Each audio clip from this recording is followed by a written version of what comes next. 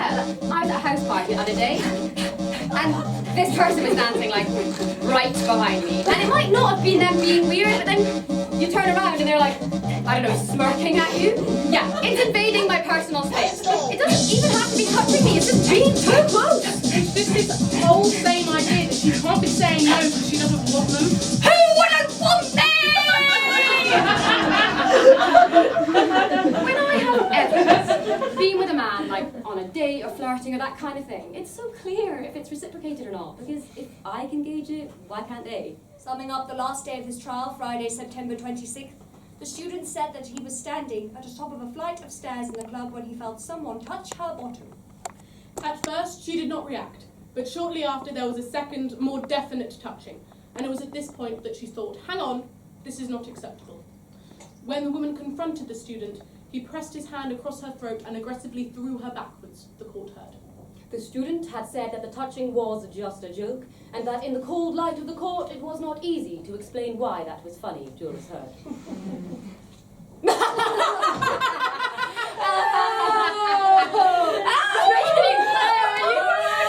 Really gets me that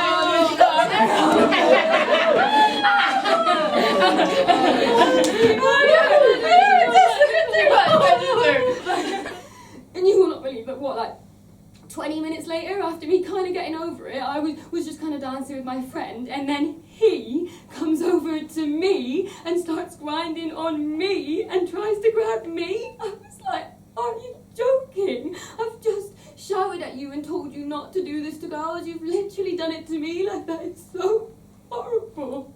So I just moved around him, and it probably looked like an overreaction, but I've literally just flipped at this boy and been like, you don't fucking touch me! You can't touch people like this in the club. It's so horrible. And then I told, like, people genuinely had to hold me back. I was genuinely screaming in his face. It was just like, I just couldn't believe this was happening. I told you 10 minutes ago not to grab people, and you just go up and you grab me.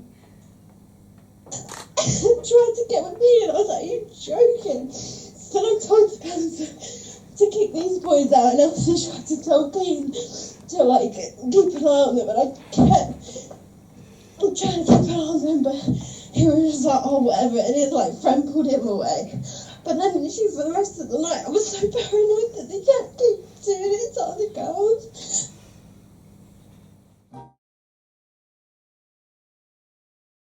No matter how you feel, you have to live with people. You have to live with yourself, too.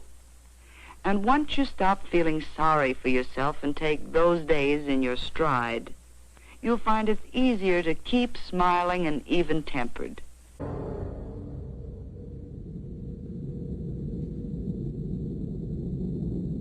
I always just say I'm waving the Japanese flag. Womb rage. I always call it my red time. Aunt Flo is visiting. On the rag. My uterus is mutinying. The builders are in. Have you got your friend? Painting the house red. Oh, I'm on the blob. Red flag flying. Hemorrhaging. My moon time. Code red. Shark Week. The painters are in. Being on. Time of the month. The curse. Les Anglais ont débarqué. The English have landed. Birth in a blood diamond. The communists are in the funhouse. The cranberry woman is coming. Edward Cullen's wet dream. Fred's being an absolute bastard. Oh, it's lady time. Bloody Mary. Riding the crimson wave.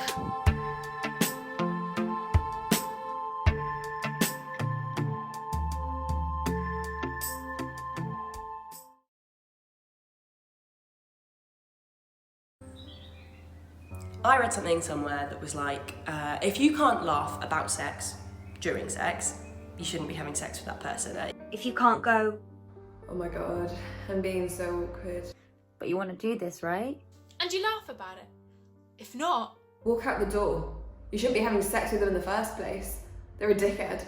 If you don't feel comfortable saying things like, Oh, I don't like that, but I like this, then are you really comfortable even seeing them?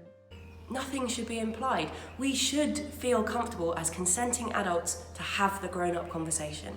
Because I'm not asking for it, because I'm wearing a skirt, wearing a thong, for having big boobs, for being a woman, or a girl, or gay, or drunk, or even on drugs. I'm not asking for it because boys will be boys. It's not my fault because I didn't keep my knees together. Or because I waited 2 days or even 20 years to report. Or I was too intimidated or scared to say no. I'm not kissing girls for your entertainment or pleasure. It's not a joke. You're the only one laughing. And I definitely did not sign up for this shit when I paid my entry to the club. My consent is not up for debate. If I say no, I mean it. And it should be basic human etiquette to respect that. And not wear me down. Because in a recent survey, nearly 70% of women said they were on the receiving end of inappropriate sexual comments or abuse in bars and clubs. And I am very much done with being part of that statistic. And me. And me. And me. And me. And me.